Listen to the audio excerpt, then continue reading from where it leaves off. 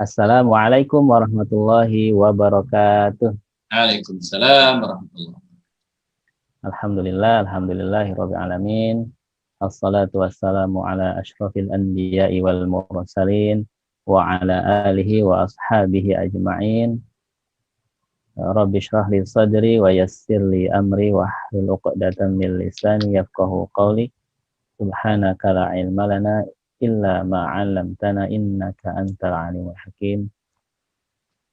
Alhamdulillahirabbil alamin. Di malam hari ini saya selaku moderator dari kajian Sirah Nabawiyah yang diselenggarakan oleh guru kita Ustadz Happy Andi Bastoni.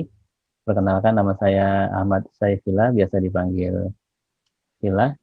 Kita sama-sama bersyukur kepada Allah pada malam hari ini atas kesempatan, atas izinnya, atas segala limpahan karunia-Nya, atas nikmat iman, nikmat Islam, kita masih bisa dipertemukan dalam majelis sirah pada malam hari ini di hari Senin malam Selasa, dan menjadi pertemuan perdana kita. Bagi yang baru bergabung, tentunya bagi yang sudah bergabung di sebelum-sebelumnya, maka menambah atau mengupgrade ilmu kita kepada kisah-kisah setelah Rasulullah wafat, insyaallah. Dan tak lupa salawat dan salam tetap kita haturkan kepada qudwah hasanah kita Rasulullah Muhammad sallallahu alaihi wasallam, pada keluarganya, sahabatnya, dan umatnya hingga zaman amin. Kita awali majelis kita dengan membaca basmalah. Bismillahirrahmanirrahim. Ya, mungkin sebelum ke inti pelajaran kita di pertemuan pertama, biasanya kita menyapa peserta dulu. Nah, yang pertama ada Pak Adi Gunadi. Apa kabar, Ustaz? Apakah sudah on? Oke, kita lewat dulu. Ada ini Bu atau Bapak Anis? Kalau lihat di list partisipan. Oh, Ibu Anis. Ibu. Dari domisili di mana, Bu Anis? Yasmin sektor 7, Pak. Oh, alhamdulillah. Bogor juga berarti. Tetanggaan. Tetangga, orang Bogor. Kemudian ada Azmi Naufal Fadilah. Ini Bapak atau Ibu? Peserta lama ini. Oh, peserta lama ya. Biasa ikut. Alhamdulillah. Kemudian ada Ibu Desi. Ya, assalamualaikum Ustaz. Waalaikumsalam. Alhamdulillah. Ibu Desi, di mana posisi domisili? Di Bandung, Ustaz. Masya Allah, alhamdulillah. 2 hari lalu saya ke Bandung. Kata ada orang Bandung. Alhamdulillah. Kemudian ada Ibu Eka Risna Widayani.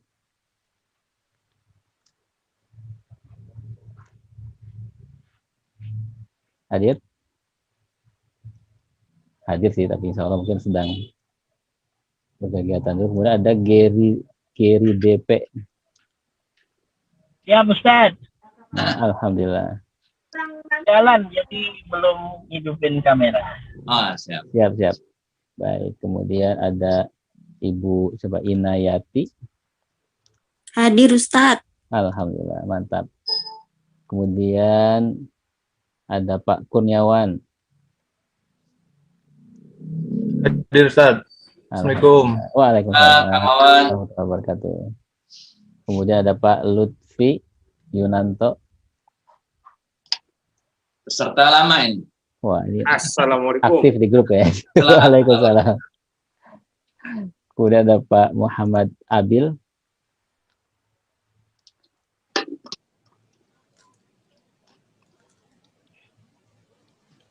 Hadir? Muhammad Abil. Ada tuh, sudah on audionya. Lalu ada Bu Novita. Ya, assalamualaikum Ustaz. Waalaikumsalam warahmatullahi wabarakatuh. Kemudian ada Bu Nur Aziza.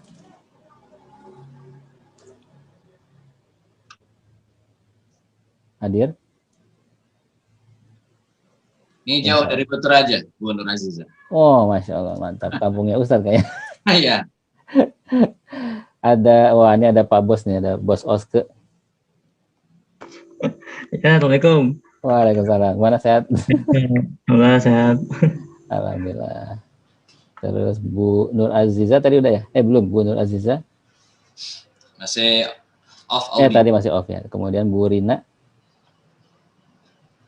Hadir Ustaz. Assalamualaikum. Alhamdulillah. Waalaikumsalam warahmatullahi wabarakatuh. Ada Pak Subagio. Hadir Ustaz, izin Ustaz. Ya, Pak Bagio ya.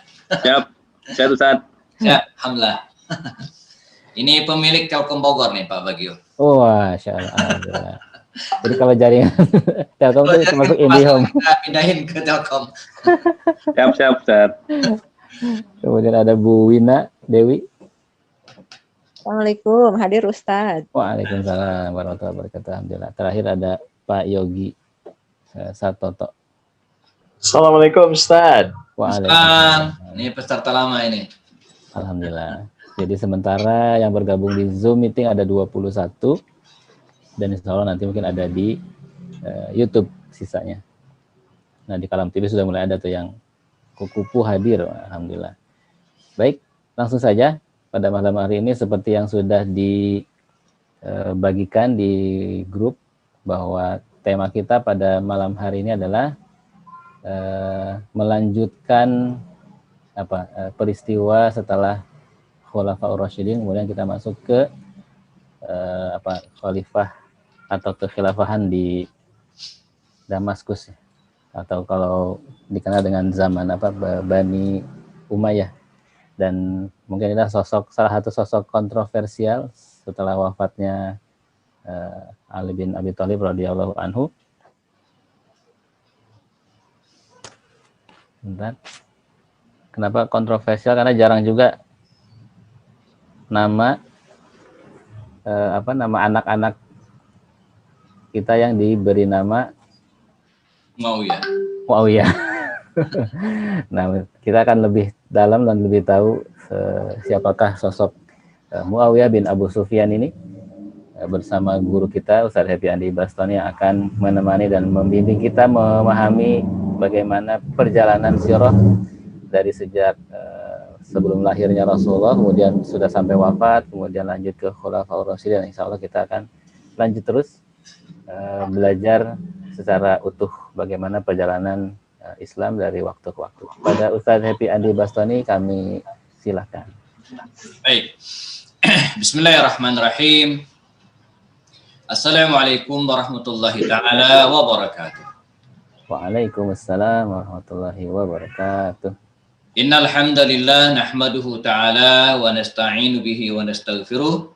Asyhadu an la ilaha illallah, asyhadu anna Muhammadan 'abduhu wa rasuluh. Allahumma salli ala hadzal nabiyil karim wa ala alihi wa sahbihi ajma'in. Rabbi shrah li sadri wa yassir li amri wahlul 'uqdatan min lisani yafqahu qawli. Qala ta'ala fi kitabihil karim, a'udzu billahi minasyaitonir rajim. Bismillahirrahmanirrahim. Laqad kana lakum fi Rasulillahi uswatun hasanah liman kana yarjullaha wal yawmal akhir wa dzakarallaha katsiran.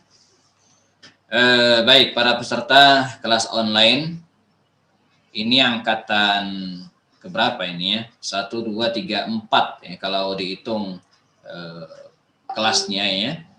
Jadi kelas pertama itu kelas Sirah An-Nabawiyah, 8 kali pertemuan. Ya, ini angkatannya Bu Wiwit ya. Kemudian karena banyak permintaan kita buka lagi kelas baru ya, dengan tetap pembahasan Sirah An-Nabawiyah pun 8 kali pertemuan ya. Kemudian mungkin ada yang masuk ini untuk angkatan yang keduanya. Kemudian yang pertemuan yang ketiga, kelas yang ketiga kita bahas Al-Khulafa Ar-Rasyidun. Ini angkatannya Pak Lutfi, ya, Bu Nur Aziza, kemudian yang lainnya juga Bu Wina, mungkin Pak Subagio ya, juga ikut angkatan yang ketiga. Dan kemudian ini kelas yang keempat ya. Kelas yang keempat kita akan bahas kisah dan analisa berdiri hingga runtuhnya Daulah Umayyah yang ada di Damaskus. Nah, begitu kira-kira ya. Ini emang panjang sebenarnya. Saya dari kemarin berpikir sebenarnya 4 kali pertemuan itu tidak cukup. Ya. minimal mungkin 8 kali pertemuan, ya, mengingat durasi masa kekhalifahan, ya, Daulat Umayyah itu sendiri hampir 90 tahun, ya, dengan 14 atau 15 khalifah, ya, yang berkuasa, ya, dengan segala capaian yang luar biasa, ya, maka sesungguhnya tidak cukup mungkin untuk dituntaskan 4 kali pertemuan. Tapi, ya, kalau kebanyakan juga sepertinya kasihan nih jamaahnya, pesertanya mungkin kadang bosan juga gitu, ya. Makanya kita penggal-penggal menjadi 4 kali pertemuan, ya. Nah, pertemuan pertama ini, ya, kita akan bahas tentang sosok Muawiyah bin Abu Sufyan serta kisah berdirinya kerajaan ini, kalau boleh sebut al-mulk, ya, ad-daulah. Demikian para ulama sejarawan sering menyebutnya dengan daulat, ya, Umayyah, ya, jadi kerajaan Umayyah, ya. Umayyah itu leluhur dari Abu Sufyan bin Harb atau Muawiyah bin Abu Sufyan ini, ya. Nah, jadi kita akan bahas sosok ini pada pertemuan depan. Yang kedua kita akan bahas para penguasa Bani Umayyah, ya, di antaranya ada Omar bin Abdul Aziz yang sangat terkenal itu, khalifah ke-8 Bani Umayyah ini. Dan mungkin, ya, kita akan ceritakan secara kronologis. Saya kebetulan pernah nulis buku judulnya Sejarah Para Khalifah, ya, sejarah para khalifah dari Abu Bakar Siddiq sampai Turki Utsmani terakhir, ada 104 khalifah, ya. Nah, jadi kita akan bahas pada pertemuan depan secara kronologis. Muawiyah bin Abu Sufyan, habis itu Yazid bin Muawiyah, lalu kemudian Muawiyah bin Yazid, ya, lalu kemudian Abdul Malik bin Marwan dan seterusnya, ya, sampai kemudian khalifah terakhir Bani Umayyah, ya. Nah, pertemuan yang ketiga, ya, nanti kita akan bahas tentang capaian-capaian yang dilakukan oleh Daulat Umayyah ini, apa saja. Ya, jadi baik di bidang keilmuan, ya, baik di bidang pembangunan, ya, ataupun capaian-capaian sifatnya ekspansi. Bahkan karena pada masa inilah Islam itu kemudian sampai ke Eropa, nyebrang. Kita ingat Panglima Tariq bin Ziyad, dan karena itu juga selat yang menghubungkan antara selat Maroko, Afrika Utara, dengan bagian barat Eropa, ya, yang kita kenal dengan Spanyol hari ini, itu ada selat yang menghubungkan Spanyol dengan Maroko. Itu ada selat yang dikenal dengan selat Gibraltar atau Jabal Tariq, ya, karena Tariq bin Ziyad lah yang membebaskan negara itu atau wilayah tersebut, ya, dan belakangan berdirilah kerajaan baru, daulah baru namanya Daulat Umayyah di Spanyol atau Asbania, ya, yang sampai hari ini sisa-sisanya masih kita temukan di sana, di Eropa, ya, di Eropa Barat.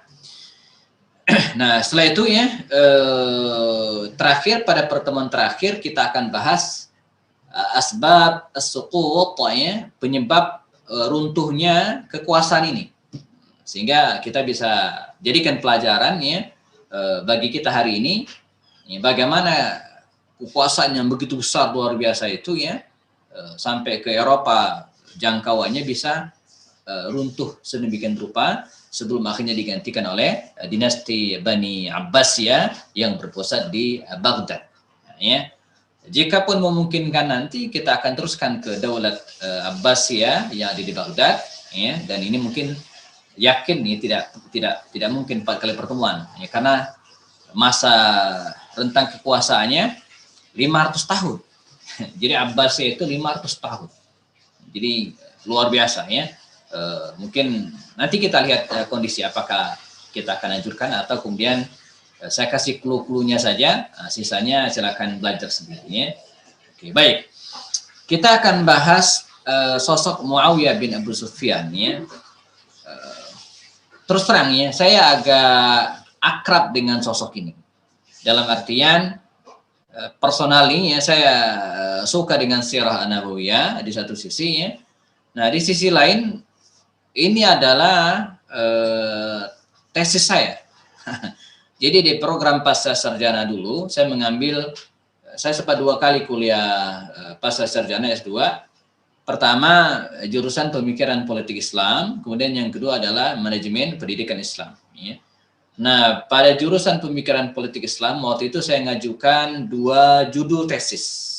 Ya. Pertama, pemikiran politik Muawiyah bin Abi Sufyan, kemudian yang kedua adalah konsep pemikiran Yusuf Al-Qaradawi. Ya. Dua tema ini saya ajukan. Dan yang diterima ternyata adalah tema ini, ya, pemikiran politik Muawiyah bin Abi Sufyan. Adapun buku tentang Yusuf Al-Qaradawi pun akhirnya tidak diterima, karena memang harus 1 tesisnya, dan akhirnya karena bahan sudah banyak saya jadikan buku.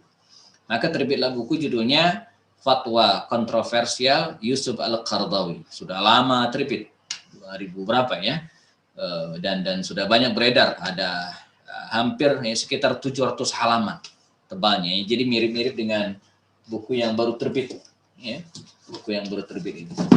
Nah, ini juga 750 halaman. Ada Fatwa Yusuf Al-Qaradawi, coba bisa diambilkan. Nah, ini ya, ini jadi bukunya ya, terbit. Nah, sedangkan buku Muawiyah ada nggak di situ? Muawiyah bin Abi Sufyan, pasti tadi saya siapkan supaya nggak kemana-mana. Ini tesis. Jadi ini adalah tesis saya ketika menggarap program pasca sarjana dulu. Sehingga saya agak familiar nih dengan tokoh ini, Muawiyah bin Abi Sufyan ini ya, tentang siapa dia ya, lalu kemudian bagaimana sejarah hidupnya, bahkan termasuk di masa jahiliyah seperti apa. Kemudian apa lagi ya? Saya lagi nyari bukunya di mana ya? Saya sudah terbitkan ya. Muawiyah bin Abi Sufyan. Oke, nanti coba saya share di grup ya. Nah, termasuk juga alasan-alasan ya, atau kisah bagaimana dia menjadi penguasa di daerah Damaskus, mulai jadi gubernur ya, sampai kemudian jadi khalifah. Dan lebih dari itu sesungguhnya kita berlimpah bahan ya. Dr. Ali Muhammad As-Salabi sendiri pun menulis buku ini ya. Buku apa? Muawiyah bin Abi Sufyan. Ini yang saya pegang versi terjemah. Versi Arabnya kayaknya mesti dicari-cari di sela-sela buku. Ini karena tebal gede. Jadi ini versi terjemah yang saya pegang. Muawiyah bin Abi Sufyan ya. Prestasi gemilang selama 20 tahun sebagai gubernur dan 20 tahun sebagai khalifah. Buku ini juga bisa jadikan sebagai referensi. Ini bisa 2 kilo nih ya beratnya. Jadi 1036 halaman. Ini luar biasa ya. Dr. Ali Muhammad As-Salabi ini seorang ilmuwan asal Suriah yang sangat-sangat produktif. Saya punya banyak koleksi buku-buku tentang beliau ya. Ini buku karya tentang beliau semua ya, Dr. Ali Muhammad As-Salabi.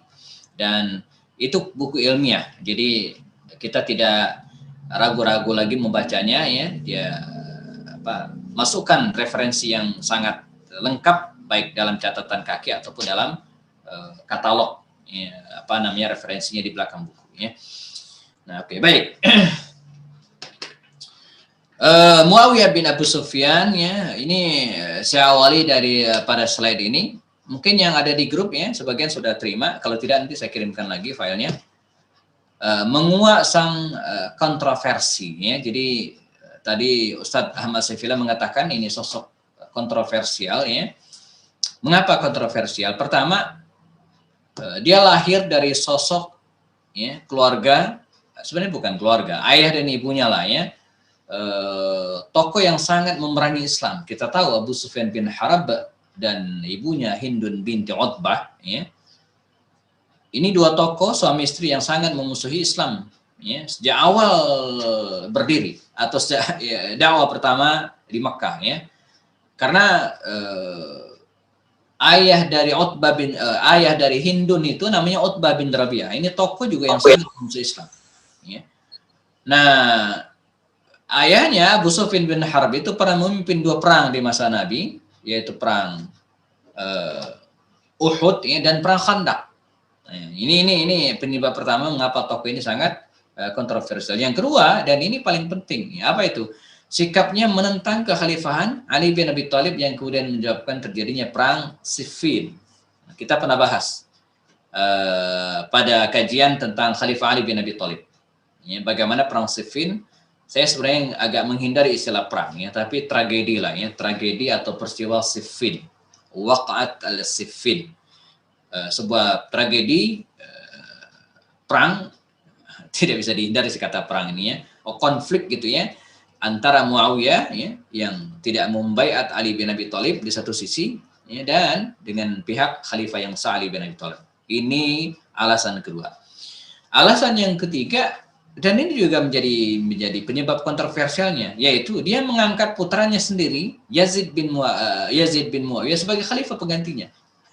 Di mana hal ini tidak dilakukan oleh Abu Bakar Siddiq, Umar bin Khattab, Utsman bin Affan. Bahkan nah ini bantah juga ya, Ali bin Abi Thalib sempat mengangkat anaknya Hasan bin Ali ya. Artinya apa? Paling tidak 3 alasan itu yang kemudian menyebabkan ya, mengapa sosok Muawiyah ini di mata sebagian umat Islam, bahkan bukan hanya kalangan Syiah, itu menjadi tidak harum. Ya. Sebuah penerbit buku-buku Islam, saya nggak usah sebutkan namanya ya, karena terkenal dan ini bagian dari kode etik lah begitu kira-kira ya. Dia penerbit besar dan sangat konsen menerbitkan buku-buku pemikiran dan buku-buku ilmiah, khususnya yang terjemahan. Bukan terjemahan juga ada. Buku saya beberapa diterbitkan ya. Sempat saya tanya bosnya itu ya. Saya bilang, antum nggak terbitkan buku Muawiyah ini, Pak? Enggak katanya. Cuma itu doang ya, enggak. Enggak katanya. Jadi pokoknya dia nggak bisa jelasin aja. Pokoknya enggak dia. Saya udah paham arahnya. Jadi banyak sekali ya umat Islam yang semacam entah sengaja atau tidak, agak alergi dengan sosok ini. Seperti disampaikan oleh Saifullah tadi bahwa sepanjang pengetahuan saya bertemu dengan banyak tokoh dan apalah, saya belum ketemu ada orang yang menamakan anaknya dengan Muawiyah. Oke ya. Abu Bakar banyak. Yang terkenal Abu Bakar Bashir. Umar banyak. Ya. Umar, Utsman wah bejibun ya. Kemudian Ali apalagi ya. Tapi Muawiyah belum ketemu saya. Mungkin ada, saya yakin ada, tapi saya belum ketemu aja. Ada, saya yakin, tapi belum ketemu ya. Artinya apa? Sekedar menyebutkan nama dan menamakan nama tersebut untuk anaknya saja, kaum muslimin itu menghindar. Bahkan saya nggak kepikir aja gitu ya dari dulu untuk menamakan anak yang namanya Muawiyah, yang nggak kepikir. Ya, ada teman saya yang menamakan anak-anaknya itu dengan nama-nama sahabat Nabi. Ya. Anak yang tertua namanya Khalid, yang kedua namanya Salman, yang ketiga namanya Abdurrahman, yang keempat saya lupa saya ingat yang 3 itu ya. Ada satu anak yang perempuan yang meninggal ya. Itu nama-nama sahabat Nabi. Saya sempat godain. Keren saya bilang ya, nama-nama sahabat Nabi. Saya aja yang suka sirat nabawiyah nggak kepikir menamakan anak-anak dengan nama-nama sahabat Nabi. Dia kepikir gitu. Artinya anak yang pertama itu Khalid, maka kita panggil dengan Abu Khalid, bapaknya Khalid. Disingkat dengan Abkhal, tersinggung dia ya. Karena Abkhal itu dalam bahasa Arab artinya orang yang paling pelit. Bakhil kan? Jangan disingkat katanya. Nama saya itu Abu Khalid, bukan Abkhal. Kalau Abkhal itu orang yang pelit gitu ya, orang yang paling pelit. Nah, anak yang kedua udah gede juga Salman, yang ketiga Abdurrahman ya, dipanggil dengan AR. Nah, yang keempat saya lupa namanya. Itu nama-nama sahabat, bisa sempat tanyakan ya. Coba nama Muawiyah bin Abi Sufyan, dia nyengir aja gitu ya. Dan sebagai tahun sampai sekarang belum ya. Nah, ini nama ini agak apa ya? Bukan hanya di kalangan masyarakat awam. Kalau teman-teman baca bukunya, ini boleh disebut karena ilmiah dan cari ya, sejarah peradaban Islam atau sejarah kebudayaan Islam itu tingkat sanawiyah kalau tidak salah ya, tingkat sanawiyah dan menceritakan tentang sejarah berdirinya Daulat Umayyah ini, itu nama Muawiyah itu jelek, gak bagus. Disebut curang, ya, licik, ya, kemudian musang berbulu domba, julukan-julukan tidak pantas. Sepertinya, tapi saya harus cek lagi ya. Buya Hamka pun ya, sepertinya menyebutkan kata atau sosok Muawiyah ini juga tidak begitu bagus gitu ya. Saya belum sempat cek. Jadi dia sebut, saya sempat stabiloin ya, tandain gitu ya.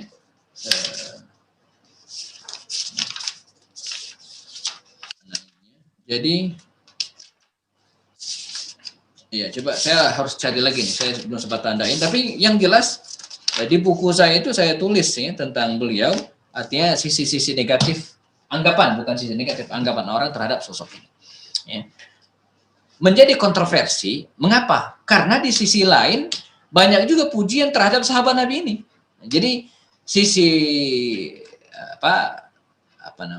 positifnya, sisi negatif dalam tanda kutip yang tadi itu, tapi banyak juga yang positif. Nanti kita akan bahas ya, ungkapan-ungkapan Rasulullah tentang beliau, jaminan masuk surga, bayangin, jaminan masuk surga, kemudian katibul wahyi gitu ya, penulis wahyu. Kan Nabi nggak mungkin ngangkat orang bermasalah sebagai penulis wahyu ya.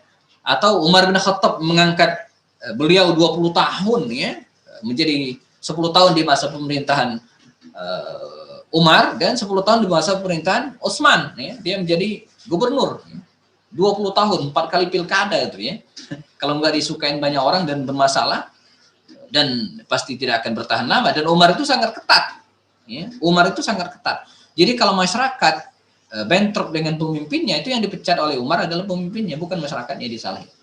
Kata Umar, saya lebih baik mengganti setiap hari pemimpin daripada saya harus mengkondisikan orang tersebut, masyarakatnya. Saking ketatnya, tapi dia tidak pernah memecat Muawiyah. Arti tidak ada masalah. Ibunya adalah Hindun binti Utbah, pun orang terhormat. Ya, ini sekilas saja. Ayahnya Abu Sufyan bin Harb itu sebagai seorang pedagang sukses, ahli strategi perang dan bangsawan yang segadi dari kabilah Bani Umayyah. Kapan dia masuk Islam? Ya. Fikab, ada perbedaan pendapat di kalangan ulama. Ya. Pertama, ada yang mengatakan ya, Muawiyah bin Abu Sufyan ini ya, dia sendiri yang mengatakan dia masuk Islam ya, inda Amratil Qadha, tahun ke-7 Hijriah. Ini setahun kira-kira sebelum Fathu Makkah. Ya. Jadi Nabi Muhammad SAW ya, melaksanakan umroh ya, tahun ke-6 Hijriah, tapi gagal karena dihalangi oleh kafir Quraisy, dan akhirnya beliau dan para sahabat tidak jadi umroh. Ya. Kesepakatan umroh tahun depan, tahun ke-7. Maka berangkatlah Rasulullah dan kaum muslimin melaksanakan umroh pada tahun ke-7 tersebut, dan umrah itu sebenarnya dengan umrah qadha. Nah, pada saat itulah Muawiyah bin Abu Sufyan ini lahir, ya. Masuk Islam. Dia lahir 5 tahun sebelum bi'tsah. Ya, lahir 5 tahun sebelum kenabian. Ada yang mengatakan 7 tahun dan ada juga mengatakan 13 tahun. Tapi pendapat pertama lebih masyhur. Ya, ini diambil dari kitab Syiar A'lamin Nubala oleh Dr. Ali Muhammad As-Salafi. Jadi dia lahir 5 tahun sebelum bi'tsah. Artinya ketika Nabi dapat wahyu, dia usianya baru 5 tahun. Nah, sementara Ali bin Abi Thalib waktu itu usianya sudah 8 tahun. Jadi sepantaran lah kalau bahasa Melayunya itu, seusia ya dengan Ali bin Abi Thalib. Artinya kalau kurang dari 10 tahun perbedaan itu masih dianggap seusia. Dan dia karena masih kecil gitu ya, dia tidak banyak terlibat perang melawan Rasulullah SAW ya, terutama ketika perang Badar misalnya ya, karena masih kecil, dan tidak banyak riwayat yang menjelaskan kesertaannya bersama dengan kafir Quraisy untuk memerangi Rasulullah SAW. Nggak banyak ya, kan beda dengan Khalid misalnya atau kemudian Amr bin As, itu kan jelas. Tapi kalau Muawiyah ini enggak ya. Dan ketika dia masuk Islam, menakumullah, bersama dengan para sahabat Nabi yang lainnya, dia pun segera ikut bergabung dengan Rasulullah dalam pasukan kaum muslimin ya, terutama dalam perang Hunain dan perang Tabuk. Nah, makanya Abdullah bin Mubarak itu pernah ditanya, ya Syekh, kata muridnya ya, seseorang, manakah yang lebih utama? Ya, Umar bin Abdul Aziz atau Muawiyah bin Abu Sufyan? Ya, Umar bin Abdul Aziz kita kenal.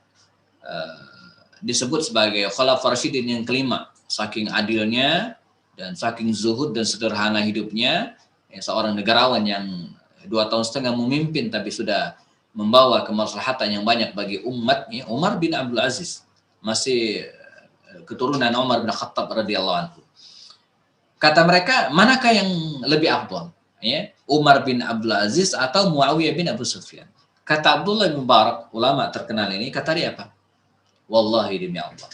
Ya, la turabu ya, fi anfi Muawiyah fi ma ma'na al-kalimatnya, kira-kira maknanya, sungguh turab, debu di hidungnya Muawiyah. Itu bahasa Sundanya itu upil ya. Jadi upilnya Muawiyah itu jauh lebih baik daripada Umar bin Abdul Aziz. Mengapa? 2 hal. Pertama, sebegitu luar biasanya Umar bin Abdul Aziz, tapi dia tidak pernah melihat Rasulullah, tidak pernah bermakmuman di belakang beliau, apalagi ikut perang bersama Rasulullah.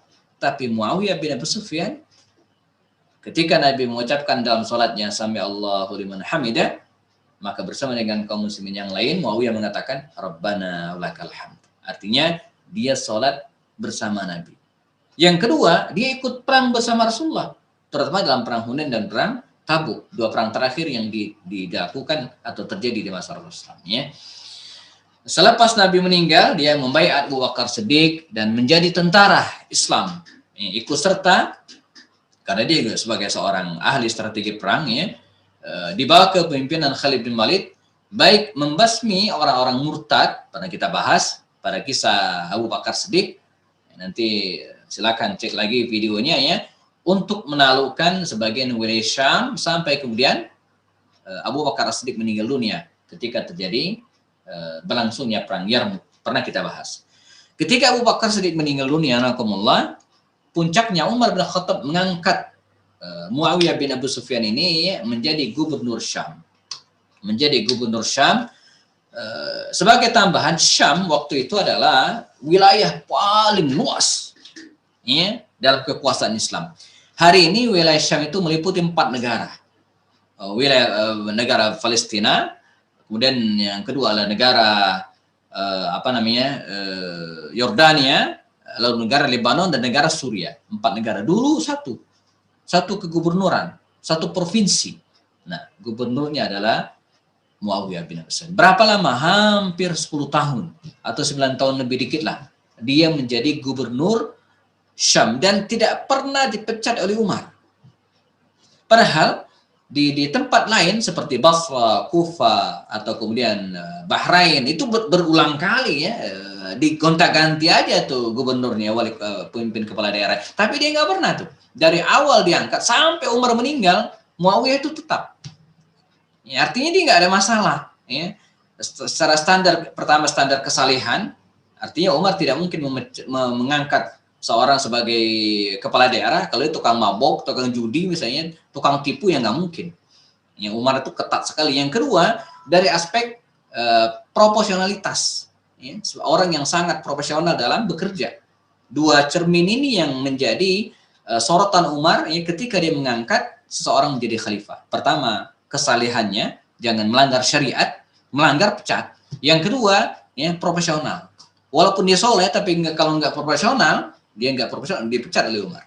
Nah, ada beberapa sahabat Nabi yang dianggap tidak profesional, maka diberhentikan walaupun dia soleh.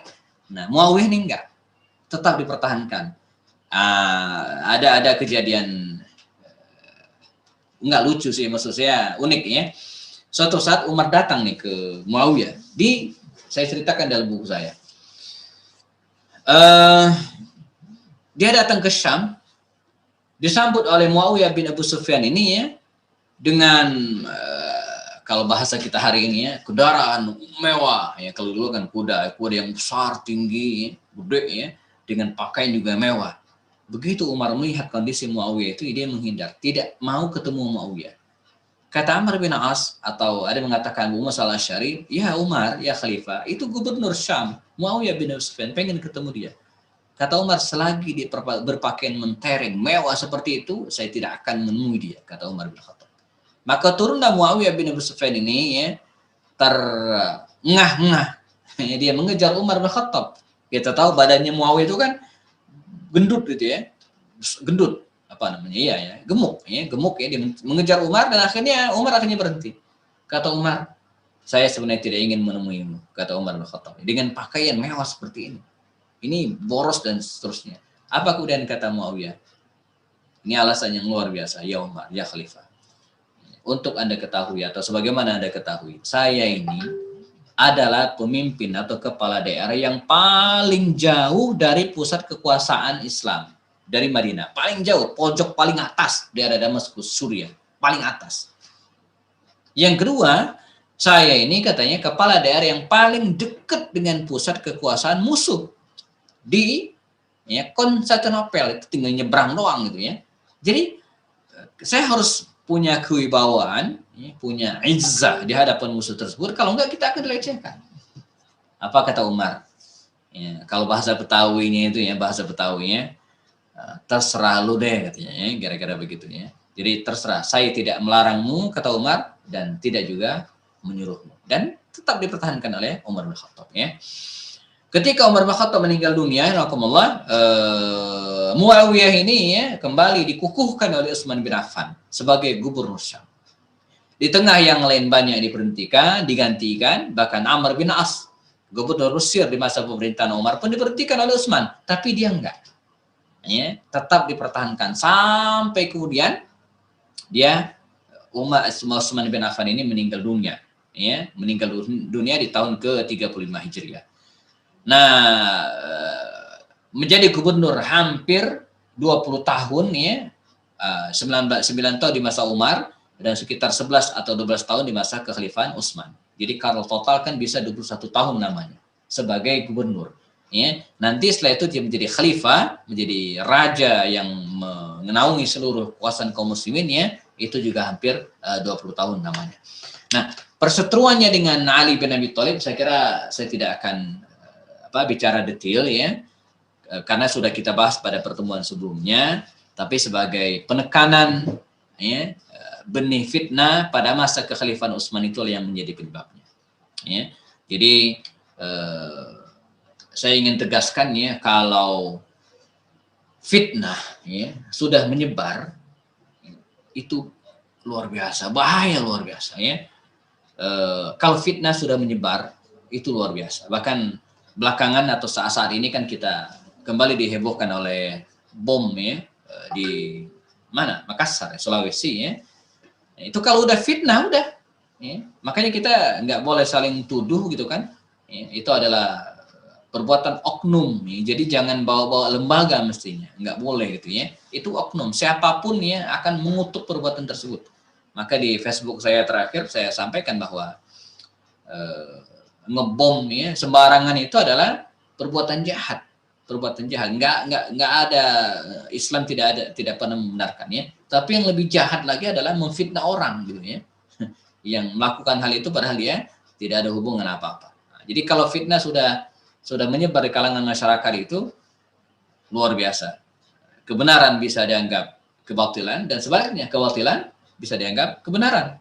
Maka dalam kondisi seperti sekarang ya, kita dianjurkan banyak-banyak baca doa. Di antara adalah Rabbana atau Allahumma arinal haqqa haqqa warzuqna ittiba'ah wa arinal batila batila warzuqna ijtinabah. Ya Allah, tunjukkanlah kami yang mana benar itu benar dan yang mana salah itu salah. Ya, yang mana benar berikan kemampuan kepada kami agar bisa mengikutinya, dan yang mana salah berikanlah kami upaya agar bisa ya menjauhinya ya. Ini fitnah yang terjadi di masa Utsman bin Affan yang akhirnya berujung pada terbunuhnya Khalifah Utsman setelah rumah beliau dikepung ya. Utsman bin Affan wafat pada subuh Jumat 8 Zulhijjah di usia sekitar 82 tahun ya, ketika menunggu waktu subuh dini hari dalam keadaan memegang mushaf Al-Quran, husnul khatimah, dan meninggal dalam keadaan syahid ya. Para sahabat pun akhirnya sepakat secara mayoritas dan aklamasi ya, untuk membaiat Ali bin Abi Thalib sebagai khalifah. Nah, disinilah kemudian muncul tuntutan-tuntutan ya, bukan hanya dari Muawiyah, bahkan pendahulunya misalnya Ibunda Ummul Mukminin Aisyah radhiyallahu anha, lalu kemudian Az-Zubair bin Awam dan Talha bin Ubaidillah, 3 sahabat utama Rasul ini pun ya termasuk orang yang menuntut Ali bin Abi Thalib agar mengadili orang-orang yang terlibat dalam kasus pembunuhan Utsman. Cuman masalahnya kan tidak sederhana itu. Ali bin Abi Thalib mewarisi kekisruhan dan fitnah yang sedang berlangsung pada saat itu. Ini memang dilema yang luar biasa ya, Ali bin Abi Thalib. Dan akhirnya ya terjadilah beberapa tragedi. Pertama tragedi Jamal ya, di mana Ibunda Aisyah, Talha bin Ubaidillah dan Zubair bin Awam yang memimpin kerumunan massa dari Basra bergerak menuju ke Madinah, dan di Kufah akhirnya mereka ketemu dan terjadilah perang Jamal. Ya. Kemudian tragedi yang kedua, pasukan Muawiyah bin Abu Sufyan yang berangkat dari Damaskus, Suriah, ya, dan menuju ke Madinah, ketemulah mereka di lembah Siffin di daerah Irak. Ya, hari ini, dan meletuslah waqa'at al-Siffin. Ya. Nah, di sini kita mendapatkan penegasan bahwa begitu bahaya fitnah, dan berujung pada wafatnya atau syahidnya Ali bin Abi Thalib.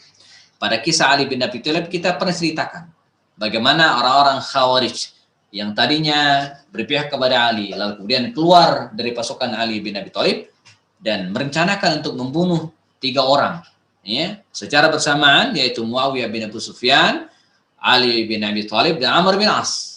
Ya, yang pertama datang ke Mesir untuk membunuh Amr bin As, ya, tapi gagal karena Amr bin As sakit waktu itu dan tidak pergi ke masjid.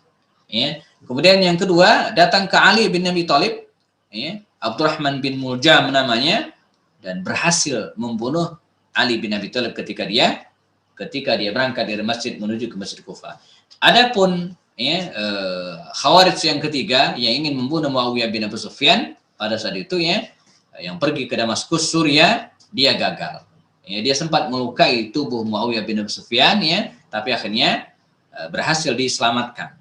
Muawiyah selamat dari makar orang-orang Khawarij ini ya. Begitu Ali bin Abi Thalib meninggal dunia ya, maka Ali sempat berpesan agar yang menjadi khalifah setelahnya Hasan bin Ali, dan terjadilah bai'at. Namun karena kondisi terus tidak stabil, ini jalan yang sangat baik yang sudah diprediksi oleh Nabi sebelumnya, Hasan bin Ali radhiyallahu anhu ini akhirnya meletakkan jabatannya dan memberikan kekhalifahan secara legal, secara resmi kepada Muawiyah bin Abu Sufyan. Dan nyaris tidak ada yang menyangkal ya, peristiwa ini, sehingga tahun itu disebut dengan Amul Jamaah, tahun persatuan. Dan Nabi juga pernah menyebutkan bahwa cucu saya ini, kata Rasul, akan menyatukan 2 umat yang sedang bertikai, atau 2 fi'ah, 2 kelompok yang sedang bertikai, yaitu kelompoknya Ali bin Abi Thalib yang sah khalifah, kemudian dengan Muawiyah bin Sufyan. Ya, maka resmilah, lalu kemudian clear ya, hampir semua para sahabat menyetujui dan tidak ada masalah, maka mulailah Muawiyah bin Abi Sufyan ini ya membangun daulah ya, yang kemudian dipindahkan ke Damaskus ya, dan nyaris tanpa harap. Kalaupun ada, dia bisa menyelesaikan dengan sangat indah, memadukan kemampuan militernya dan kemampuan politiknya. Bahkan pada masa inilah kemudian dia melakukan ekspansi besar-besaran, dan Buya Hamka sendiri ya, dalam kitabnya Sejarah Umat Islam sendiri menyebutkan bahwa Muawiyah bin Abu Sufyan itu ya pernah ya 2 kali mengirimkan utusan ke Indonesia.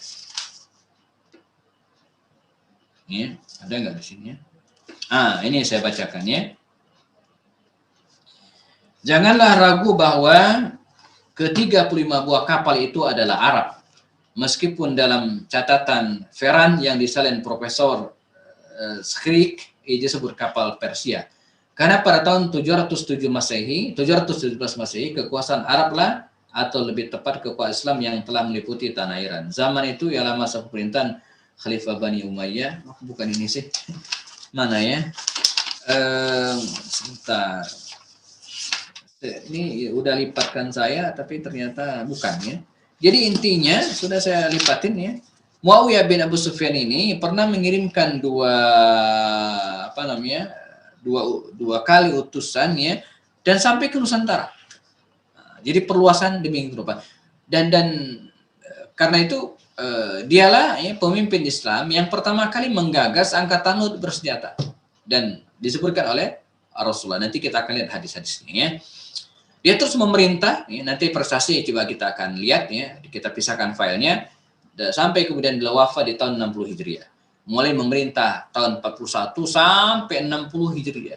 Jadi berapa tahun tuh? Hampir 20 tahun, 19 tahun.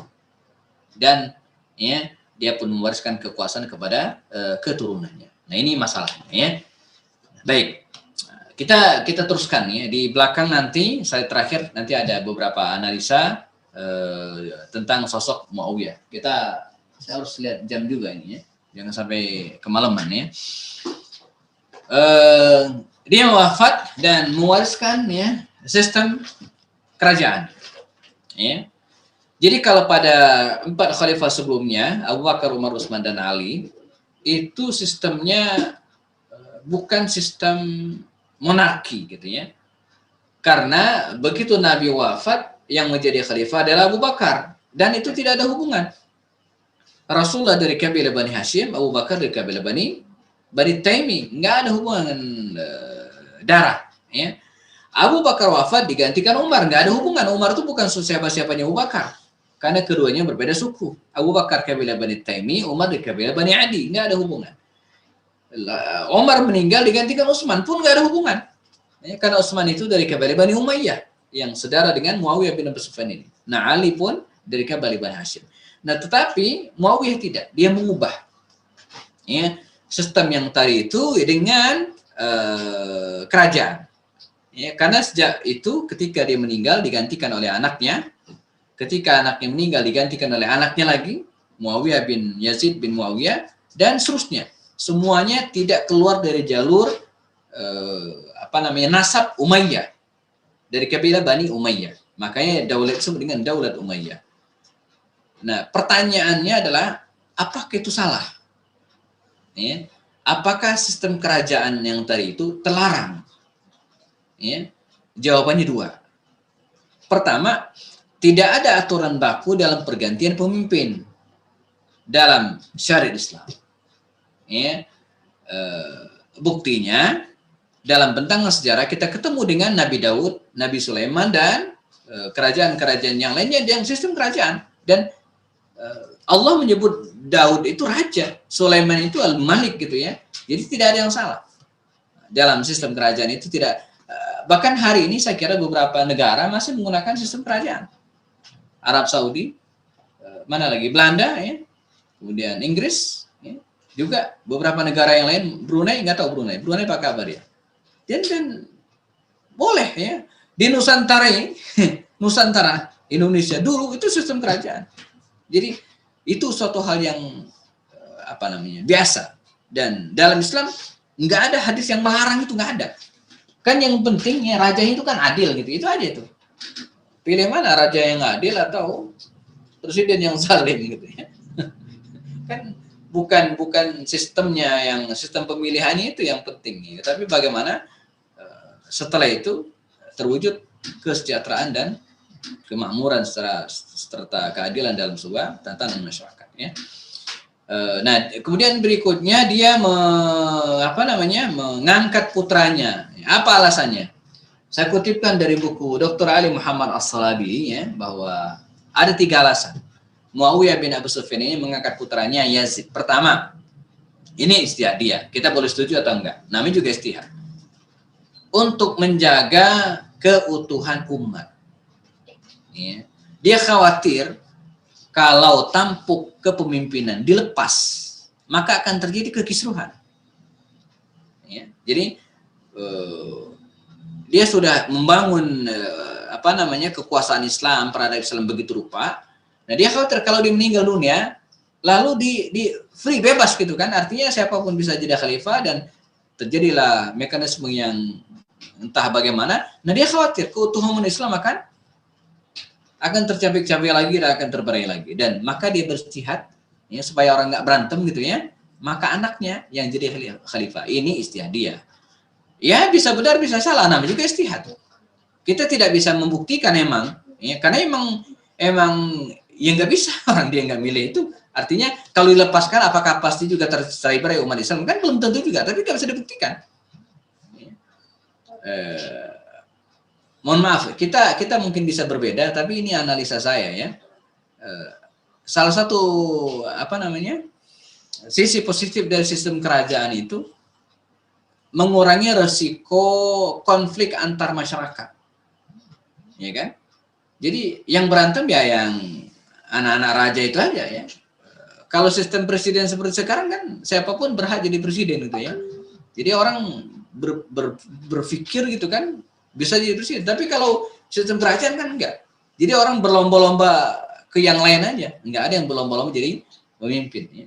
Itu sisi positifnya ya. Jadi dan biaya pergantian pemimpin juga enggak akan mahal, enggak akan sampai triliunan. Ya, karena setelah itu akan digantikan oleh cucu, anak atau cucu atau saudaranya ya. Yang kedua ya, tajamnya tensi fanatisme kesukuan pada waktu itu.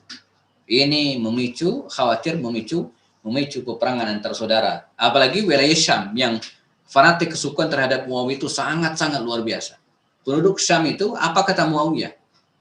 Bayang nggak ya kalau kemudian kekhalifahan itu beralih ke tangan orang lain. Ini alasan dia. Yang ketiga adalah tentu saja kecintaan Muawiyah terhadap anaknya. Kasarnya dia pernah ngomong gini. Saat ini ketika dia meninggal dunia atau jelang meninggal dunia, kita perhatikan. Nyaris tidak ada lagi sahabat senior yang hidup. Artinya yang ada itu adalah anak-anak para sahabat.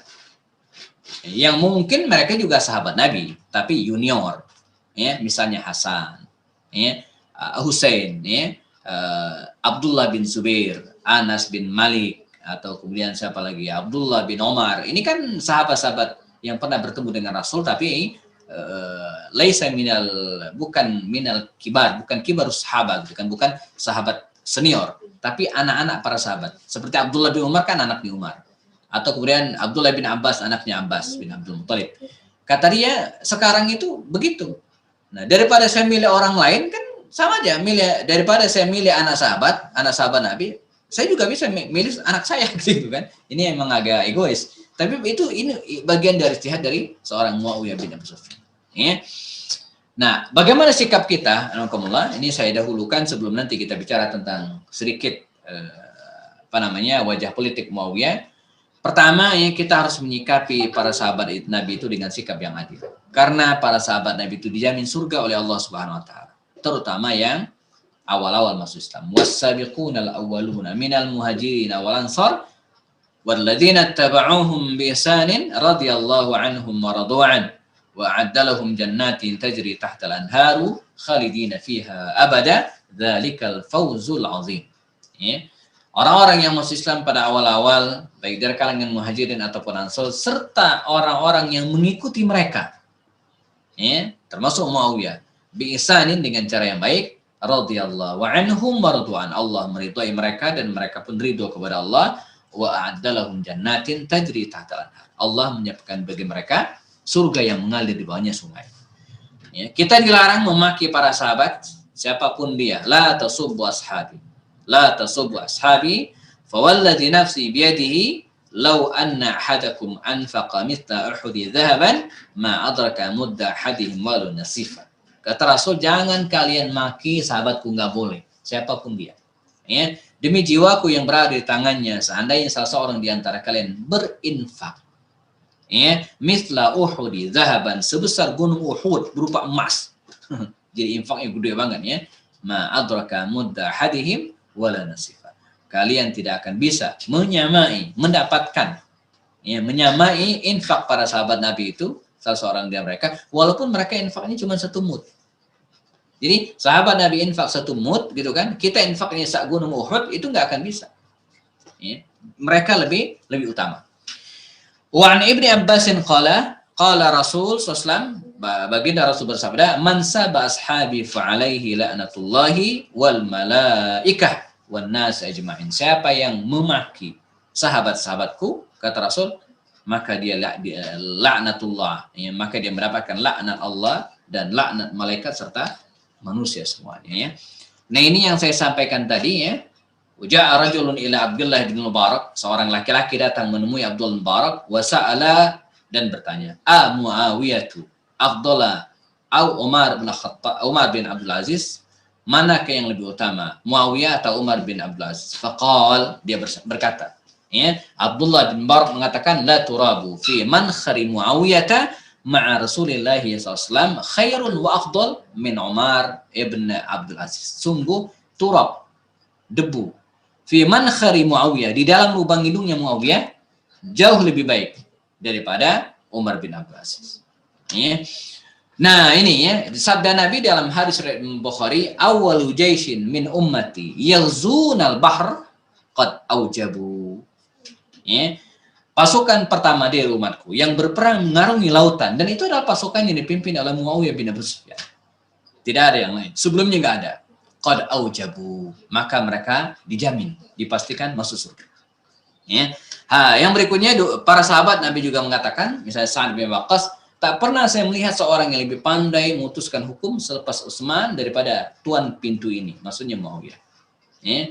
Dan cukuplah Umar melantiknya sebagai gubernur dan tidak pernah memecatnya sampai kemudian diteruskan di masa pemerintahan Utsman. Ya. Termasuk orang yang faqih dalam urusan agama. Allahumma, kata Rasulullah berdoa. Ya. Ya Allah, jadikanlah dia orang yang memberikan petunjuk, hadiyah mahdiyah. Ya. Jadi ini doa Rasulullah, ya, untuk Muawiyah bin Abu Sufyan. Ya Allah, jadikanlah dia sebagai orang yang memberikan petunjuk, hadiyah mahdiyah. Seorang mengadu kepada Abdullah bin Abbas bahwa Muawiyah melaksanakan salat witir dengan hanya 1 rakaat.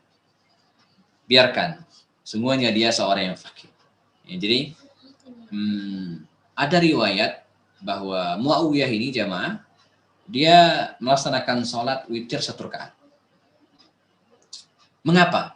Nah, ya, karena dia tidak, jadi karena keburu sudah mau waktu subuh gitu, ya.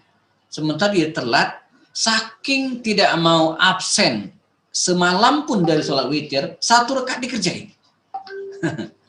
Jadi itu alasannya. Makanya kita kalau baca sejarah itu harus utuh, ya. Jangan sholat witir 1 rakaat, tapi bangun jam 2, ya salah, orang masih banyak waktunya. Ya.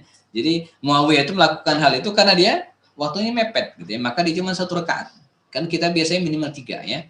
Muawiyah meriwayatkan dari Rasul sebanyak 163 hadis dan beberapa sahabat meriwayatkan hadis darinya, antara lain Abdullah bin Abbas, Abdullah Umar, dan juga para tabi'in yang lainnya. Artinya mereka menerima riwayat dari Muawiyah bin Abu Sufyan. Qala al-Imam Ahmad, Imam Ahmad Ibn Hanbal rahimahullahu ta'ala berkata, idza ra'aita rajulan yadhkuru ashabar Rasul sallallahu alaihi wasallam bisu'in fattamuhu 'ala al-Islam. Ya. Siapa yang melihat seorang laki-laki menyebut keburukan seorang sahabat Nabi, maka berarti dia telah, ya, berbuat terhadap Islam, mencelakai Islam, ya, buat tuduhan yang buruk terhadap Islam. Wa qala rahimahullah la yajuzu li ahadin an yadhkura sya'an min masawihim wa la yut'inu ala ahadin minhum bi'aibin wa la naqsin faman fa'ala dzalika faqad wajaba 'ala sultan ta'dibahu wa uqubatahu laysa lahu an ya'fu anhu bal yu'aqibahu wa yastatibuhu, ya, fa in taba qabil minhu wa in sabata 'ada 'alaihi al-uquba wa khalladahu al-habsa hatta yamuta aw yuraji'a. Jadi kata Imam Ahmad bin Hanbal, kalau tidak boleh bagi seorang pun untuk menyebutkan keburukan seorang sahabat Nabi, tidak menuduhnya, tidak menyebutkan aibnya dan kekurangannya. Faman fa'ala dzalika, siapa yang melakukan hal itu, maka pemerintah wajib menghukumnya, memberikan sanksi dan memaksanya untuk minta maaf, bertaubat, gitu kan?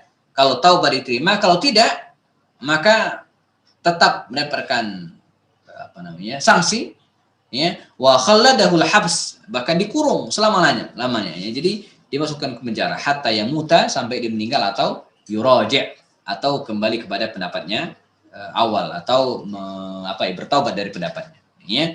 Jadi waqala At-Tahawi, Imam At-Tahawi mengatakan wa nuhibbu ashaba Rasulillah sallallahu alaihi wasallam wa nufritu fi hubbi ahad minhum wa la tabarra min ahad minhum wa nubghidu man yubghiduhum bi ghairil haqqi yadhkuruhum wa la nadhkuruhum illa bi khair wa hubbuhum dinun wa imanun wa ihsan wa bughduhum kufrun wa nifaqun wa tughyan. Jadi kita Imam Tahawi, kita mencintai para sahabat Nabi itu termasuk Muawiyah dan tidak juga berlebihan. Jadi tidak berlebihan dalam mencintai salah seorang di antara mereka. Jadi mencintai ya, tapi tidak sampai lebih dari itu. Sebagaimana lakukan orang-orang Syiah terhadap Ali bin Abi Thalib. Walan tabarra'a min ahad minhum, dan tidak berlepas diri dari salah seorang dari mereka. Dan wa nubghidu man yubghiduhum, kita membenci orang yang membenci mereka. Wa bi ghairil haqq, dengan tanpa kebenaran. Dan wala nadhkuruhum illa bi khair, dan tidak menyebutkan mereka kecuali dengan kebaikan. Dan mencintai mereka itu bagian dari agama, bagian dari iman, dan bagian dari ihsan. Wa bughduhum, dan membenci para sahabat Nabi itu kufrun, bagian dari kekufuran, wa nifaqun, dan kenifakan serta tughyan, melampaui batas.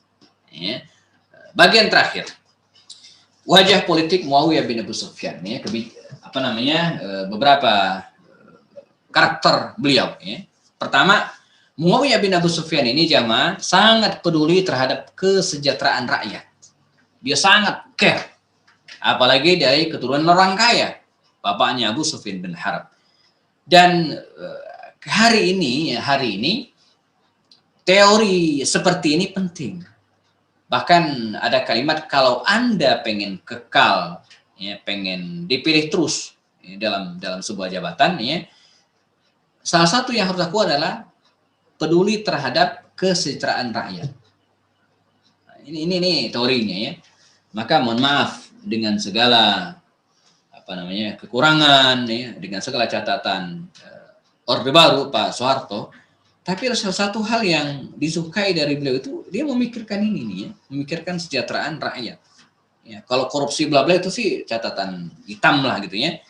Nah, Umar bin Khattab itu juga demikian. Poin ini penting, dan bagian inilah yang paling penting dari seorang pemimpin. Maka dalam teori kepemimpinan itu, tugas pertama seorang pemimpin itu adalah dia harus menjamin orang-orang yang dipimpinnya itu tidak kelaparan dalam strata tingkatan apapun. Kalau Anda seorang suami, maka Anda harus menjamin istri dan anak-anak itu nggak kelaparan, karena Anda seorang pemimpin.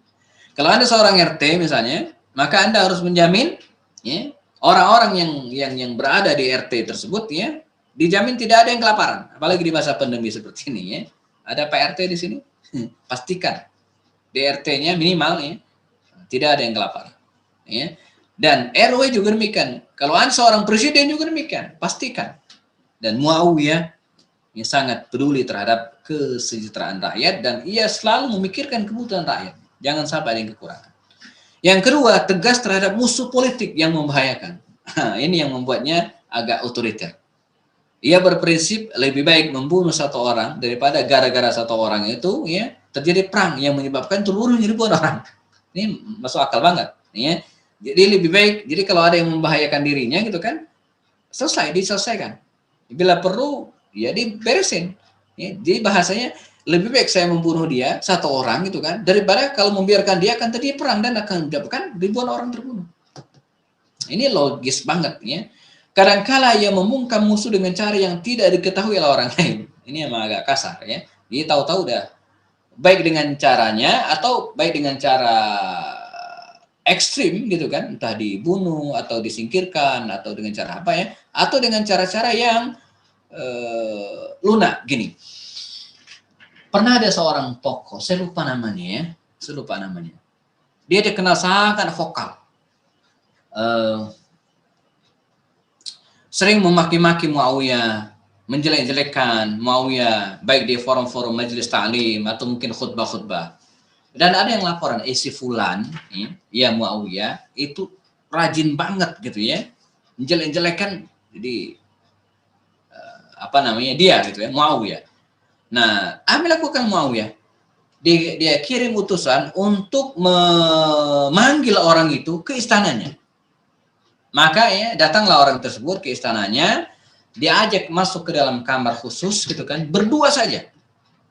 Nah, periwayat hadis itu menjelaskan, lalu Muawiyah bin Abi Sufyan mengajak orang tersebut ke kamarnya, kamar pribadi, hanya mereka berdua, tidak ada siapa-siapa. Dan kata periwayat hadis itu, saya nggak tahu mereka ngomongin apa. Yang jelas begitu keluar dari kamar tersebut, Muawiyah bin Abi Sufyan dan orang ini yang selama ini memaki-makinya itu jabatan tangan, berpelukan, ketawa, bubar, selesai. Dan sejak saat itu tidak ada satupun kata makian terhadap Muawiyah bin Abi Sufyan. Jadi nggak tahu Muawiyah ngomong apa gitu ya. Jadi dirangkul. Orang yang memusuhi itu dirangkul dan diajak bicara. Maunya apa gitu kan?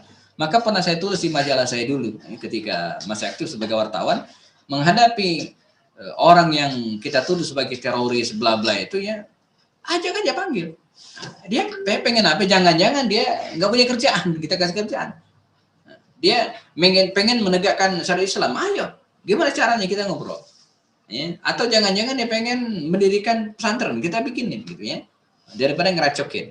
Nah, jadi enggak asal door di tempat gitu kan, dan tidak menyelesaikan masalah. Malah teman-temannya semakin panas dan akan menjadi bumerang tersendiri bagi pemerintah gitu ya. Nah, dia tidak. Selalu ya menghindari risiko yang bisa mengancam dirinya. Ini penting. Jadi dia tidak mau gambling. Jadi kalau menurut dia akan membahayakan ya nggak usah. Ya. Termasuk ketika dia pernah ditantang oleh Ali bin Abi Thalib untuk duel 1 lawan 1 dan bisa memperkirakan dia akan kalah, dia nggak mau. Orang jelas kalah kok. Ngapain gitu ya? Dia nggak mau berisiko gitu ya. Walaupun ini semi tidak gentleman gitu ya, tapi dia nggak mau. Orang ngapain gitu kan? Orang dia jelas kalah ya. Dia tidak akan mungkin melawan kekuatan fisik Ali bin Abi Thalib yang terkenal itu. Maka dia nggak mau ya. Selalu menjaga kesehatan dan fisiknya. Sehingga walaupun badannya besar, gendut gitu ya, tapi dia sehat. Ya, sampai kemudian meninggal dunia pada usia yang di atas 80 tahun. Kemudian sentralisasi kekuasaan dan tidak membiarkan sebuah wilayah pun dalam bahaya. Ini kekuatan yang luar biasa. Leadership Muawiyah itu sangat-sangat luar biasa. Ya. Maka dalam kekuasaannya, wilayah Mesir yang besar itu dan wilayah Hijaz, Makkah dan Madinah tetap berada dalam pemantauan yang sangat ketat. Ya, jangan sampai dua wilayah ini melepaskan diri. Ya. Kemudian yang berikutnya punya visi dan misi yang jelas. Ya, dari awal dia sudah punya visi, ya, target untuk menegakkan daulah Islamiyah dan kemudian mulai menggerogoti, menghancurkan Romawi. Fokus pada pemberdayaan etnis Arab, ini yang membedakannya dengan Daulat Abbasiyah. Kalau Abbasiyah itu dia agak cair, juga banyak merekrut orang-orang non-Arab. Tapi kalau pemerintahan Muawiyah ini ya, banyak memaksimalkan orang-orang Arab. Mampu menghemat kekuatan. Jadi dalam peperangan lebih banyak menggunakan otak daripada otot. Jadi dia tidak boros asal kirim pasukan ya. Kalau bisa diselesaikan oleh 1-2 orang, maka dikirim 1 orang. Ngapain kirim banyak-banyak?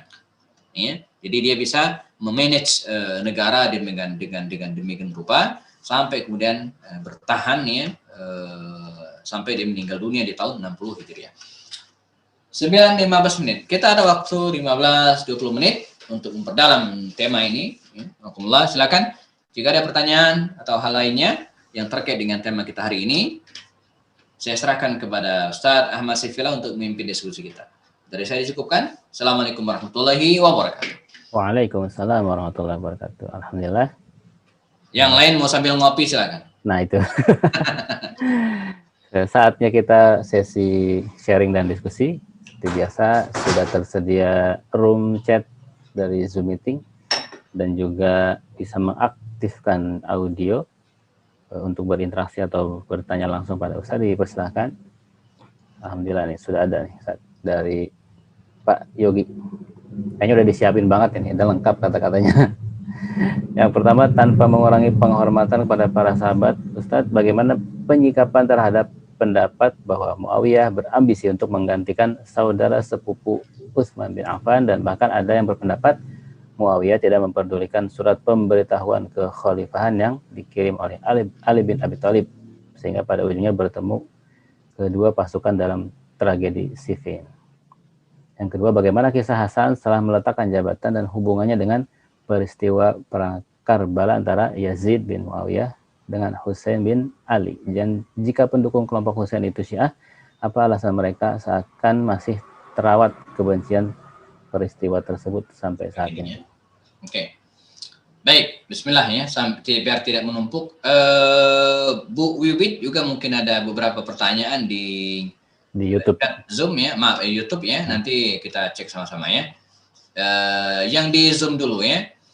Dari Pak Yogi Satoto tentang bagaimana penyikapan terhadap pendapat bahwa Muawiyah berambisi untuk menggantikan saudara sepupu Utsman bin Affan, dan bahkan ada yang berpendapat Muawiyah tidak mempedulikan surat pemberitahuan khalifah yang dikirim oleh Ali bin Abi Thalib.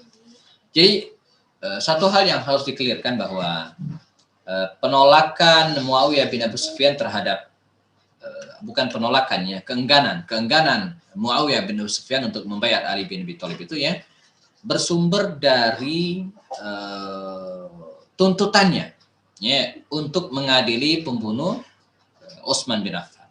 Ini awal gitu ya. Nah, dia punya pendapat selagi pemerintahan dalam hal ini Khalifah Ali bin Abi Thalib belum menegakkan keadilan itu, mengadili orang-orang yang membunuh Utsman, maka dia tidak mau mengakui. Bahkan dia berjanji kalau ini dituntaskan, maka tidak ada halangan bagi dia kecuali membayar. Ini kalimat pertama. Walaupun sampai kemudian di satu sisi kita imbang ya, Ali bin Abi Thalib ini memang punya karakter sendiri gitu kan.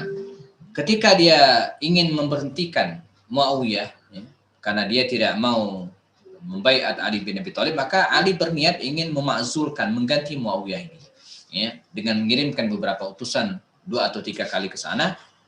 Beberapa sahabat Nabi yang masih berada pada waktu itu, semisal Abdullah bin Umar, Abdullah bin Abbas, ya, itu sempat memberikan nasihat. Dia Ali, ya, engkau boleh memecat gubernur siapapun, silakan menggantinya, ya, tapi jangan Muawiyah. Muawiyah itu sudah 20 tahun berkuasa di Syam, kekuasaannya itu luar biasa. Ya, jadi penduduk Syam. Jadi kalau Muawiyah itu dipecat, itu yang ngamuk itu bukan Muawiyah, tapi penduduk Syam. Ini pertimbangan gitu ya, para sahabat Nabi. Jadi kalau Muawiyah itu diberhentikan, yang marah itu bukan Muawiyah saja, bukan keluarganya, tapi penduduk Syam. Karena fanatisme mereka terhadap Muawiyah luar biasa. Apa kata Ali bin Abi Thalib? Dan ini kepribadian masing-masing berbeda. Kata Ali bin Abi Thalib, saya akan tetap memberhentikan Muawiyah walau kana bisayf, walaupun dengan pedang. Jadi emang sudah berada di konfrontasi yang berseberangan ya, antara kedua belah pihak, dan ini masing-masing pendapat, kita tidak bisa salahkan gitu ya, karena kita kan tidak berada di tempat kejadian, kita cuma melihat dan kemudian membaca peristiwa yang dipaparkan kepada kita. Ya, jadi free ya. Nah, pada saat yang sama juga tadi dikatakan ya, Muawiyah tidak mempedulikan surat pemberitaan kekhalifahan yang dikirim. Sebenarnya bukan tidak mempedulikan, dia memberikan syarat. Jadi kalau terpenuhi syarat tersebut, ya, dan saya mewakili keluarga Utsman katanya sebagai wali, ya, wali Utsman, sebagai wali Utsman berhak menuntut balas sampai ditegaknya hukum. Ya. Ketika hukum ditegakkan, maka kami akan taat. Nah, ini pendapat dia. Namun ya Ali bin Abi Thalib punya alasan sendiri juga, dan mengadili orang-orang yang terlibat dalam pembunuhan Utsman juga bukan hal yang gampang gitu ya, karena ribetnya urusan pada waktu itu dan fitnah yang luar biasa. Jadi ini kondisi. Yang kedua, bagaimana kisah Hasan setelah meletakkan jabatan dan hubungannya dengan peristiwa perang Karbala. Hasan meninggal. Ya, jadi hanya tidak lama setelah dia meletakkan jabatannya dan diberikan kepada Muawiyah, dia meninggal dunia. Jadi setelah itu selesai ceritanya. Ya. Ini sebenarnya kita akan agak kupas, agak detail pada pertemuan depan ya, ketika membahas Yazid bin Muawiyah, karena sekarang kan fokus ke Yazid. Tapi saya kasih clue-nya aja ya. Jadi ya ketika Muawiyah bin Abu Sufyan mengangkat anaknya Yazid, ya, pada waktu itu ada 5 anak muda yang sangat keras membantah. Ya. Pertama adalah Hussein. Kalau Hasan selesai, dia udah meninggal, jadi nggak bisa dianggap lagi gitu ya. Pertama Hussein, ya, anaknya Ali, adiknya Hasan, Husain bin Ali. Yang kedua adalah Abdullah bin Umar, anaknya Umar. Yang ketiga Abdullah bin Abbas. Yang keempat Abdullah bin Az-Zubair bin Awam. Satu lagi Muhammad bin Abu Bakar. 5. Muhammad bin Abu Bakar tidak lama dia meninggal dunia, maka tersisa 4, yaitu Husain, lalu kemudian Abdullah bin Umar, Abdullah bin Abbas, dan Abdullah bin Az-Zubair. Kita kupas satu-satu. Abdullah bin Zubair ini sempat melakukan perlawanan dan kemudian belakang dia terbunuh, ya, oleh Hajjaj bin Yusuf, ya, pada waktu itu, pada dekade setelah Yazid bin Muawiyah selesai. Kemudian sampai akhir meninggal dia tidak mau membaiat Yazid. Kemudian yang kedua Abdullah bin Abbas ini mundur dari percaturan politik, kira-kira demikian, dia lebih banyak mendalami Al-Quran. Ya. Yang ketiga Abdullah bin Umar, mungkin ini yang paling bijak di antara mereka, dengan kalimat sederhana yang mengatakan, in ajma'an nasu ala bay'atihi bay'atuhu. Kalau orang-orang banyak membaiat Yazid, ya saya ikut, katanya gitu kan. Awalnya dia menolak, tapi kalau orang banyak membaiat dan menghindari fitnah, maka saya ikut. Nah, yang tersisa adalah Husain. Nah, Husain ini yang kemudian sampai akhirnya dia terbunuh di medan Karbala karena dipancing oleh orang-orang Syiah untuk datang dari Madinah menuju ke Kufah. Nah, dalam perjalanan dari Madinah menuju ke Kufah inilah dia kemudian dicegat di Karbala dan meninggal dunia di tempat tersebut. Ya. Baik, apa hubungan dengan orang-orang Syiah? Jadi Syiah ini asalnya jemaah, Syiah itu kan artinya pengikut Ali bin Abi Thalib. Ya.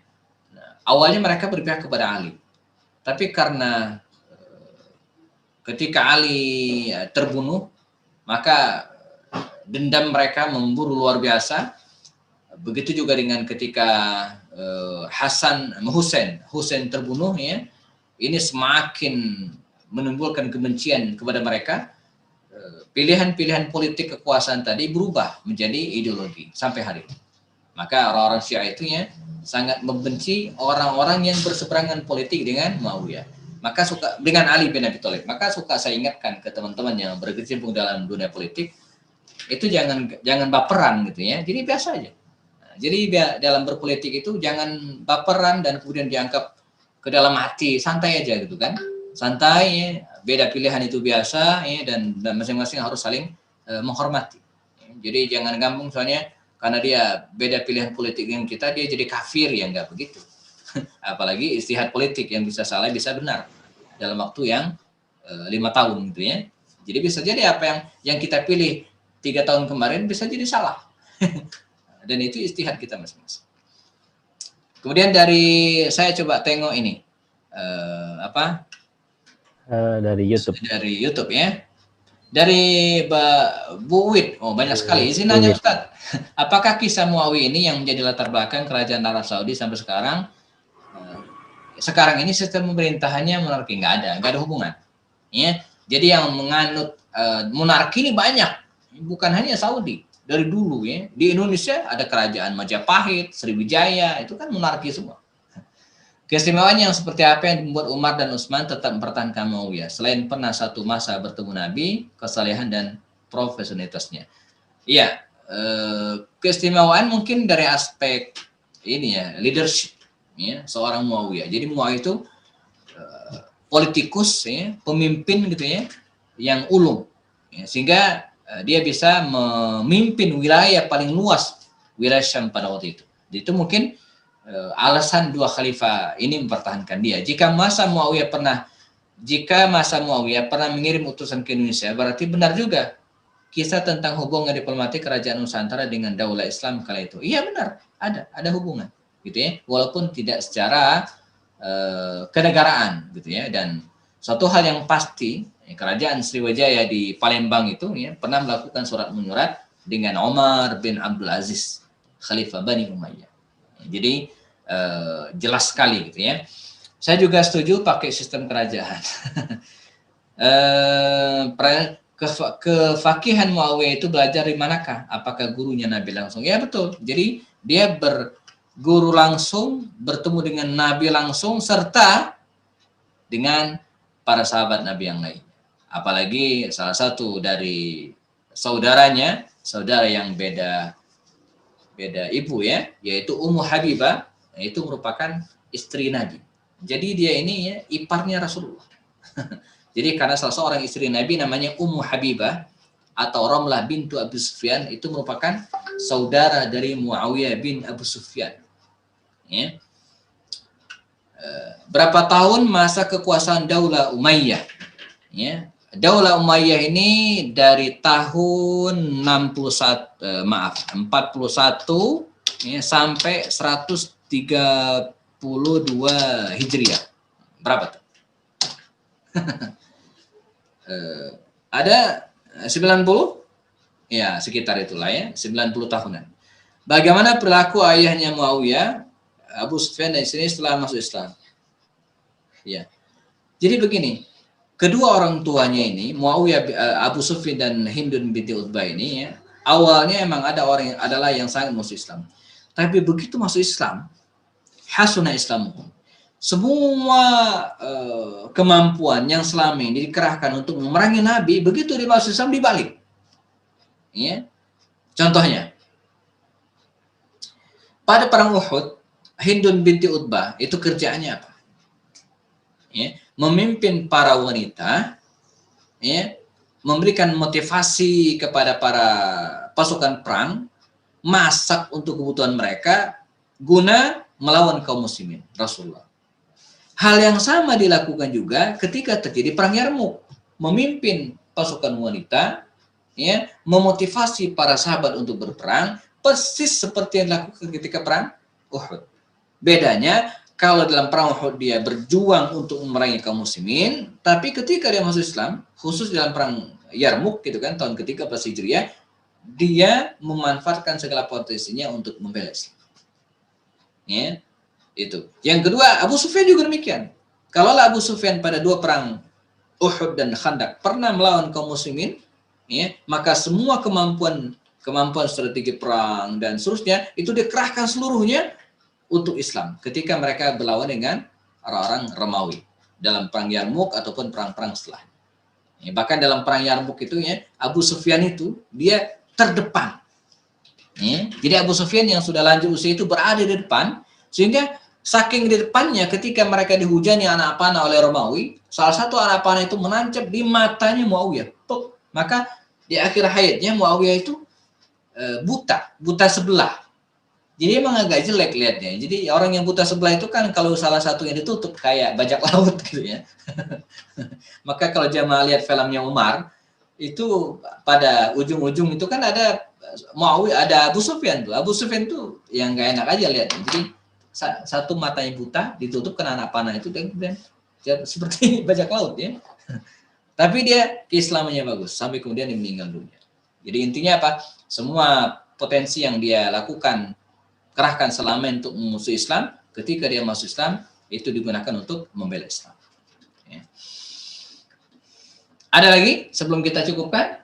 9:30 dari Bu Wit, jazakallah khair katanya. Ya, oke. Baik. Ya, yang lain dipersilakan. Masih ada yang ingin bertanya kepada Ustadz Happy Andi? Atau sudah cukup?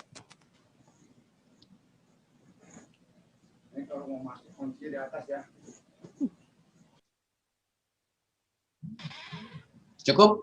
Cukup. Oke, baik. Kita cukupkan. Kalau sudah cukup, sisanya kalau ada yang ingin tanyakan, kita bisa share lewat grup ya. Insya Allah, ya, seperti yang sebelumnya, grup ini kita pertahankan gitu ya. Artinya proses pembelajaran kita bukan hanya lewat Zoom ini sebenarnya, tapi juga lewat grup.